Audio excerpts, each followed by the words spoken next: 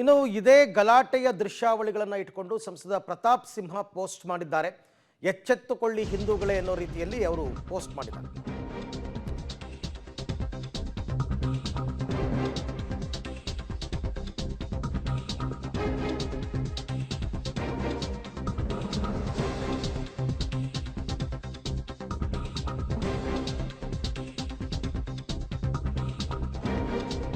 Auto parking ವಿಚಾರಕ್ಕೆ ಕಿರಿಕ್ ನಡೀತಲ್ಲ, ಈ video ಸಮೇತ ಪ್ರತಾಪ್ ಸಿಂಹ ಪೋಸ್ಟ್ ಮಾಡಿದ್ದಾರೆ.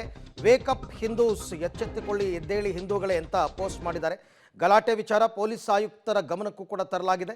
ಹಾಗಾದರೆ ಹಲ್ಲೆ ನಡೆದ ಹಿಂದಿನ ಕಾರಣ ಏನು ಅಂತ ಪ್ರತಾಪ್ ಸಿಂಹ ಟ್ವೀಟ್ ಮೂಲಕ ಹೆಚ್ಚಾಗಿದೆ ಅನುಮಾನ. ಯಾಕೆಂದರೆ ಕೇವಲ ಒಂದು ಆಟೋ ನಿಲ್ಲಿಸೋ ವಿಚಾರಕ್ಕೆ ನೂರಾರು ಜನ ಬಂದು ಗಲಾಟೆ ಮಾಡ್ತಾರೆ, ಹೊಡೆದಾಟ ಮಾಡ್ತಾರೆ ಅಂತಂದರೆ ಅದೊಂದು ಸಣ್ಣ ವಿಚಾರ, ಮಾತಲ್ಲೇ ಮುಗಿಸ್ಕೊಳ್ಬಹುದಾದಂತಹ ವಿಚಾರ. ಆದರೆ ಆ ರೀತಿ ಆಗದೇ ಯಾರೋ ಮಸೀದಿಗೆ ಹೋಗಿ ಕರ್ಕೊಂಡು ಬರ್ತಾರೆ, ಸುಮಾರು ಜನ ಬರ್ತಾರೆ, ನೂರಾರು ಜನ ಬಂದು ಗಲಾಟೆ ಮಾಡ್ತಾರೆ ಅಂತಂದರೆ ಇದು ಬೇರೆ ಕಾರಣಕ್ಕೇನಾದರೂ ನಡೆದಿರ್ತಕ್ಕಂಥ ಘಟನೆನಾ? ಈಗಾಗಲೇ ಪೊಲೀಸ್ ಆಯುಕ್ತರ ಗಮನಕ್ಕೆ ಈ ವಿಚಾರವನ್ನು ತರಲಾಗಿದೆ.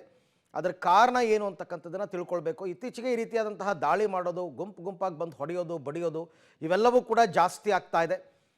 ಪೊಲೀಸರು ಕೂಡ ಏನೂ ಕ್ರಮ ತಗೋತಾ ಇಲ್ಲ ಇಂಥವರ ವಿರುದ್ಧ ಅಂತ ಪ್ರತಾಪ್ ಸಿಂಹ ಕೂಡ ಕಿಡಿಕಾರಿದ್ದಾರೆ. ಬೆಂಗಳೂರಿನ KS ಲೇಔಟ್ನ ಪ್ರಗತಿಪುರ ರಸ್ತೆಯಲ್ಲಿ ನಡೆದಿರ್ತಕ್ಕಂತಹ ಘಟನೆ, ಯಾವುದೋ ಒಂದು ಆಟೋವನ್ನು ಪಾರ್ಕ್ ಮಾಡುವಂತಹ ವಿಚಾರಕ್ಕೆ ಸಂಬಂಧಪಟ್ಟಂತೆ ಈ ಥರ ಗಲಾಟೆ ನಡೀತಕ್ಕಂಥದ್ದು. ಇದು ಲಾ ಆ್ಯಂಡ್ ಆರ್ಡರ್ ಎಲ್ಲಿ ಹೋಯಿತು? ಹಾಗಾದರೆ ಸ್ಥಳಕ್ಕೆ ಯಾವ ಪೊಲೀಸರು ಬರಲೇ ಇಲ್ವಾ? ಚಿಕ್ಕ ಮಕ್ಕಳು 5 ವರ್ಷದ ಮಗುನೆಲ್ಲ ಹೊಡೆದಿದ್ದಾರೆ ಅಂತಂದರೆ ಇವ್ರ ಉದ್ದೇಶ ಏನು? ಒಂದು ಹುಡುಗಿ ಇವತ್ತು SSLC ಎಕ್ಸಾಮ್ ಬರೀಬೇಕು, ಇವತ್ತಿಂದ ಶುರು ಆಗ್ತಾ ಇದೆ. ಆ SSLC ಎಕ್ಸಾಮ್ ಬರೀತಕ್ಕಂಥ ಹುಡುಗಿಗೂ ಹೊಡೆದಿದ್ದಾರೆ. ಎಲ್ಲರೂ ಕೂಡ ಹಾಸ್ಪಿಟಲಲ್ಲಿ ಟ್ರೀಟ್ಮೆಂಟ್ ತಗೋತಾ ಇದ್ದಾರೆ. ಸೊ ಈ ರೀತಿ ಇದೆ ಅಂತಂದರೆ ಹಳೆ ದ್ವೇಷ, ವೈಷಮ್ಯ, ಅಥವಾ ಏನಾದರೂ ಹವಾ ಮೇಂಟೈನ್ ಮಾಡಬೇಕು ಅಂತ ಮೊನ್ನೆ ಯಾರೋ ಕೆಲವರು ಮಾಡಿದರು. RT ನಗರದ ಸುಲ್ತಾನ್ ಪಾಳ್ಯದಲ್ಲಿ ಹವಾ ಮೇಂಟೈನ್ ಮಾಡಬೇಕು ಅಂತ ಲಾಂಗ್ ಹಿಡ್ಕೊಂಡು ರೋಡಲ್ಲೆಲ್ಲ ಓಡಾಡಿದ್ರು.